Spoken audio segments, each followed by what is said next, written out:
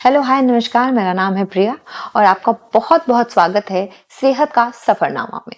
एक ऐसा शो जहां हम हमेशा अपने एक्सपर्ट डॉक्टर को बुलाते हैं और उनसे किसी एक बॉडी पार्ट के बारे में ये जानते हैं कि कैसे उसका ध्यान रखा जाए, कैसे उसकी देख रेख की जाए। यहाँ बॉडी पार्ट की नहीं बल्कि पूरी बॉडी की बात करने वाले हैं। Sir thank you so much हमारे शो पे आने के लिए। सर का नाम है गौरव राठौर, ऑर्थोपेडिक सर्जन है और बताएंगे कि बचपन से ही कैसे अपने हड्डियों को मजबूत किया जाए। देखिए, एक्चुअली आपने ये बहुत अच्छा पॉइंट रखा है कि हड्डियों को मजबूत बचपन से ही रखा जाता है। बिल्कुल।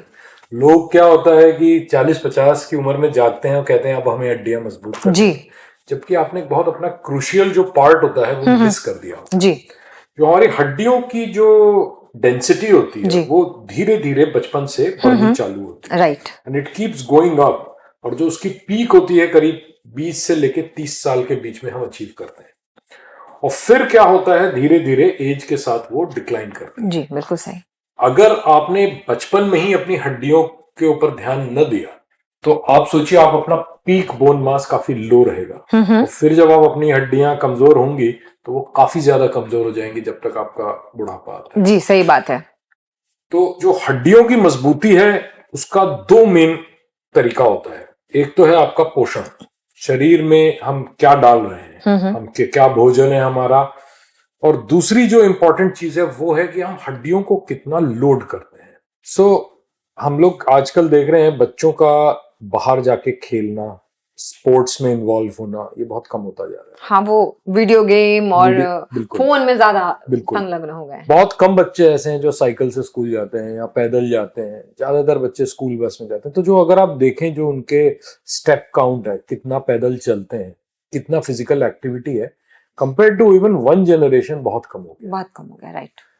जो एंटरटेनमेंट बच्चों को स्क्रीन से मिलता है वो काफी इंस्टेंटेनियस होता है, तो they are drawn more towards screens, and all this starts playing कि मतलब आपकी हड्डियां बचपन में ही कितनी कमजोर होने लगती है। आजकल जो हम बच्चों में देखते हैं इतना कॉमनली पीडियाट्रिक एज ग्रुप के अंदर fractures are very very common, क्योंकि फ्रेजाइल हो गई हैं हड्डियां, उनको मजबूती मिल नहीं पा रही है, गिरते हैं and they break their bones, right. तो एक तो ये एस्पेक्ट हो गया। दूसरा एस्पेक्ट है मेटाबॉलिक, कि हमारा पोषण। हमारा देश प्रिडोमिनेंटली अगर हम देखें तो वेजिटेरियन है, इवन द नॉन वेजिटेरियन जो मीट ईटर्स भी हैं, mostly they will have meat maybe once or twice a week, which is there's nothing wrong in being vegetarian, but what happens is कि हमारे देश के अंदर हम लोग का अनाज की खाने की मात्रा बहुत ज्यादा है। जो रियल पोषण होता है, जो कि हमें प्रोटीन्स जिससे मिले या विटामिन मिले, उसकी मात्रा कम होती है। तो हम लोग कहने को वेजिटेरियन है लेकिन हम लोग खाते ज्यादा ग्रेन है। बिल्कुल सही बात है। और इवन जो हम दाल भी खाते हैं, मतलब मैं भी वेजिटेरियन हूँ और मैं ये सोच के दाल खाती हूँ कि इससे मुझे प्रोटीन मिलेगा।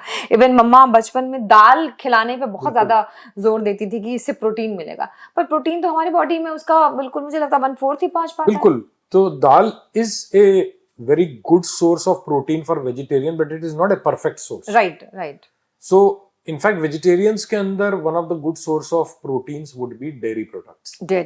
Right. And अगर आप देखें तो there are a lot of vegetarian people who will derive all their proteins from dairy and different type of vegetables.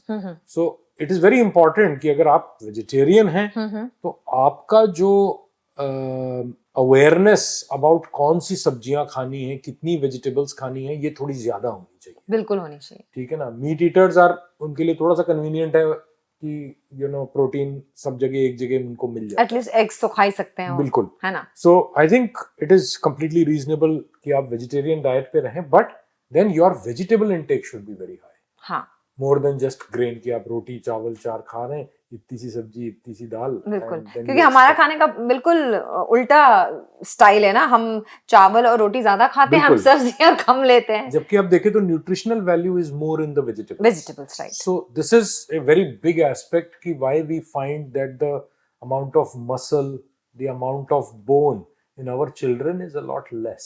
Right. Thank you sir, thank you so very much.